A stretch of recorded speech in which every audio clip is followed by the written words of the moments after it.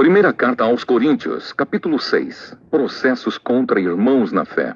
Quando algum de vocês tem uma queixa contra um irmão na fé, como se atreve a pedir justiça a juízes pagãos, em vez de pedir ao povo de Deus que resolva o caso? Será que vocês não sabem que o povo de Deus julgará o mundo? Então, se vocês vão julgar o mundo, será que não são capazes de julgar essas coisas pequenas? Por acaso vocês não sabem que nós julgaremos até mesmo os anjos? Muito mais, então, devemos julgar as coisas desta vida. Portanto, se surgir alguma questão dessas, será que vocês vão procurar pessoas que são desprezadas na igreja para julgarem esses casos? Que vergonha! Será que entre vocês não existe alguém com bastante sabedoria para resolver uma questão entre irmãos? É claro que existe. Mas o que acontece é que um irmão em Cristo leva ao tribunal a sua queixa contra outro irmão e deixa que juízes pagãos julguem o caso. Só o fato de existirem questões entre vocês já mostra que vocês estão falhando completamente.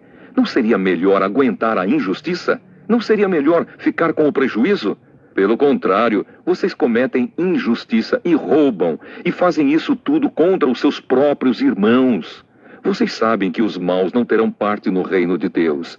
Não se enganem, pois os imorais, os que adoram ídolos, os adúlteros, os homossexuais, os ladrões, os avarentos, os bêbados, os caluniadores e os assaltantes não terão parte no reino de Deus.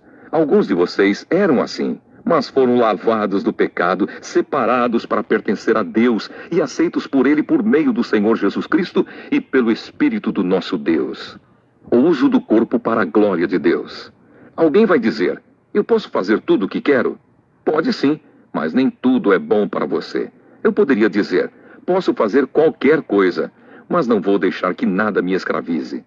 Outro vai dizer, o alimento existe para o estômago, e o estômago existe para o alimento. Sim, mas Deus acabará com os dois. O nosso corpo não existe para praticar a imoralidade, mas para servir o Senhor, e o Senhor cuida do nosso corpo. Pelo seu poder, Deus ressuscitou o Senhor e também nos ressuscitará a nós. Será que vocês não sabem que o corpo de vocês faz parte do corpo de Cristo? Será que eu vou pegar uma parte do corpo de Cristo e fazer com que ela seja parte do corpo de uma prostituta? É claro que não. Ou será que vocês não sabem que o homem que se une com uma prostituta se torna uma só pessoa com ela? As Escrituras Sagradas afirmam, os dois se tornam uma só pessoa.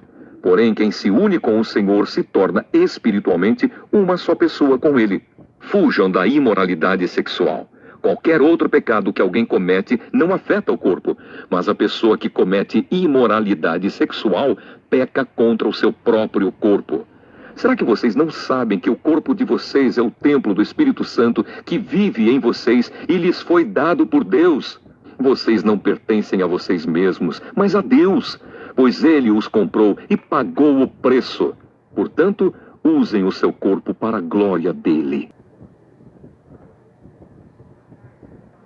Resumindo e explicando. Pelo batismo, os cristãos se tornaram irmãos em Cristo e participam da mesma esperança do reino. Como podem esses irmãos brigar entre si? Pior ainda, como podem recorrer a tribunais pagãos para dirimir conflitos? Estamos longe do espírito do Evangelho, confira Mateus 5, versos 38 a 48.